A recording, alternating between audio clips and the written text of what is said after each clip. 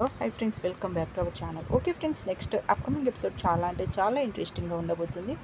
అంతకన్నా ముందు మా ఛానల్ మొదటిసారిగా చూస్తున్నట్టయితే ప్లీజ్ సబ్స్క్రైబ్ చేయండి, లైక్ చేయండి, షేర్ చేయండి ఫ్రెండ్స్. ఇలాంటి మంచి మంచి వీడియోస్తో మేము ముందుకు వస్తూ ఉంటాను. ఇప్పుడు మనము వీడియోలోకి వెళ్ళిపోదాము. ఇంకా నెక్స్ట్ అప్కమింగ్ ఎపిసోడ్లో ఇంకా రాధ ఆలోచిస్తూ ఉంటుంది. అప్పుడే ఇంకా విక్రమ్ ఇంకా తను ఆఫీస్కి వెళ్ళడానికి బయలుదేరుతూ ఉంటాడు. ఇంకా అంతలో ఇంకా రాధ కాస్త ఆగండి విక్రమ్ అనేసి అంటే, ఏంటి చెప్పు రాదా అనేసి అంటూ ఉంటాడు. ఇంకా దాంతో సరే అనేసి తన దగ్గరికి వెళ్ళి ఇంకా సతమతం అవుతూ ఉంటుంది. ఇంకా విక్రమ్ ఏమైంది, ఏంటో చెప్పాలన్నావు కదా, ఏంటో ఆలోచిస్తున్నావు అనేసి అడుగుతూ ఉంటాడు. దాంతో ఇంకా రాధా అది అది అనేసి ఇంకా దగ్గరికి వెళ్తూ ఉంటే ఇంకా కింద వాటర్ పడిపోయి ఉండడంతో ఇంకా తను కాలు జారిపోయి ఇంకా తన దగ్గరికి వెళ్ళడం జరుగుతుంది. ఇంకా విక్రమ్ తనని పట్టుకోవడం జరుగుతుంది. అప్పుడే అక్కడికి ఇంకా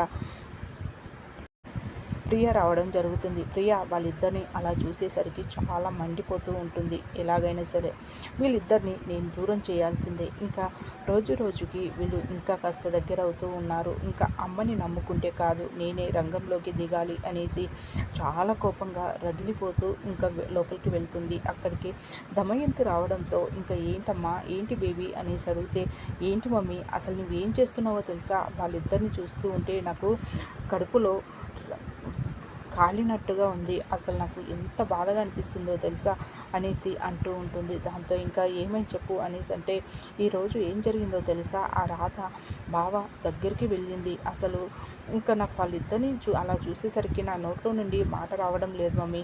ఇంకా నువ్వేమి చేయలేవని నేను అనుకుంటున్నాను. ఇంకా ఈరోజు నేను ఏదో ఒకటి ఆలోచిస్తాను. ఇంకా ఎలాగైనా సరే ఆ రాధని ఇంట్లో నుండి గెంటేసేయాలి అనేసి అంటుంది. దాంతో ఇంకా ఇద్దరు ఆలోచిస్తూ ఉంటారు. ఓకే ఫ్రెండ్స్, మా వీడియో కనుక మీకు నచ్చినట్టయితే ప్లీజ్ సబ్స్క్రైబ్ చేయండి, లైక్ చేయండి, షేర్ చేయండి. ఇలాంటి మంచి మంచి వీడియోస్తో వస్తాను. Thank you.